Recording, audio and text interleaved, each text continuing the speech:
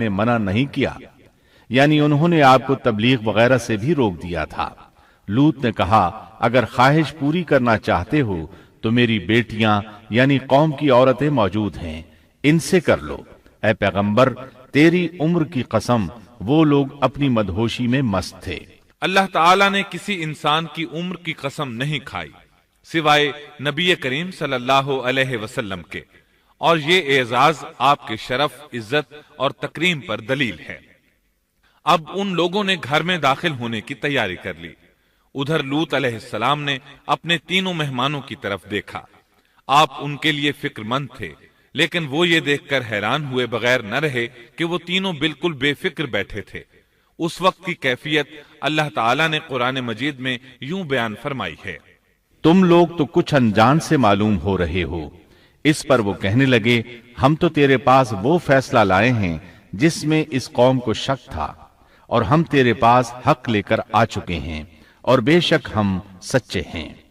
سورۃ العنکبوت میں اللہ تعالیٰ فرماتے ہیں: فرشتوں نے کہا اے لوط نہ ڈر اور غم نہ کھا، یقیناً ہم تجھے اور تیرے اہل کو سوائے تیری بیوی کے نجات دیں گے، وہ پیچھے رہ جانے والوں میں سے ہوگی۔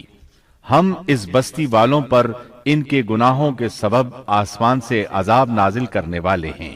انہوں نے یہ بھی کہا، کہنے لگے اے لوط ہم اللہ کے بھیجے ہوئے فرشتے ہیں، یہ لوگ تجھ تک نہ پہنچ پائیں گے، یعنی تجھے تکلیف نہیں پہنچا سکیں گے۔ پھر ان میں سے ایک شخص نے اندر داخل ہونے کی کوشش کی۔ جبریل اٹھے، انہیں ایک ایسی ضرب لگائی کہ تمام کے تمام اوندھے ہو گئے۔ اس بارے میں اللہ کا فرمان ہے: انہوں نے لوط کو اس کے مہمانوں کے بارے میں پھسلانے کی کوشش کی تو ہم نے ان کی آنکھیں مٹا ڈالی۔ اللہ تعالیٰ سورۃ القمر میں فرماتے ہیں: پس میرا عذاب اور ڈرانا چکھو۔ وہ دھمکیاں دینے لگے اور واپس جاتے ہوئے کہنے لگے ہم تجھ سے کل نبٹ لیں گے۔ انہوں نے سزا محسوس بھی کر لی لیکن پھر بھی توبہ نہ کی۔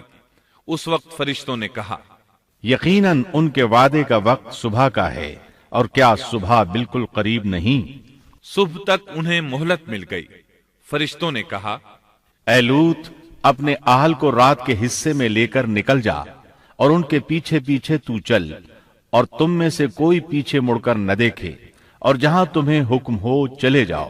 اور ہم نے اسے وہ فیصلہ سنا دیا کہ صبح ہوتے ہی اس قوم کی جڑ کاٹ دی جائے گی۔ اسی طرح اللہ تعالیٰ سورۃ الشعراء آیت 170 اور 171 میں فرماتے ہیں: ہم نے اسے اور اس کے تمام اہل کو نجات دی سوائے اس کی بیوی کے جو پیچھے رہنے والوں میں سے تھی۔ سورۃ القمر میں اللہ تعالیٰ فرماتے ہیں: تمام ہلاک ہو گئے سوائے لوط کی آل کے، انہیں ہم نے صبح سحری کے وقت یعنی رات کے آخری حصے میں نجات دی، یہ ہمارا احسان تھا، اور اسی طرح ہم شکر گزاروں کو بدلہ دیتے ہیں۔ چنانچہ لوط علیہ السلام نکل کھڑے ہوئے، ان کے ساتھ ان کی صرف 2 بیٹیاں تھیں، وہ بستی سے نکل گئے۔ پھر صبح ہوئی، روشنی پھیلنے لگی تو عذاب آ گیا، اور صبح سویرے ہی انہیں ٹھہرنے والے عذاب نے آ لیا، پس تم میرے عذاب اور ڈرانے کا مزہ چکھو۔ یہ عذاب کیسا تھا؟ جبریل علیہ السلام آئے، اپنا پر زمین کے نیچے داخل کیا، اس مکمل بستی کو اکھیڑا اور آسمان کی طرف اٹھا کر لے گئے۔ کہا جاتا ہے کہ فرشتوں نے اس بستی کے مرغوں کی اذان اور کتوں کے بھونکنے کی آوازیں سنی، اور لوگوں نے فرشتوں کی تسبیح سن لی۔ جبریل علیہ السلام نے ایک چیخ ماری، سب بجھی ہوئی آگ کی طرح ہو گئے، پھر مکمل بستی کو پکڑ کر الٹا دیا، ہر ایک کے لیے آسمان میں پتھر تیار تھا، بہرحال اس کو زمین پر دے مارا۔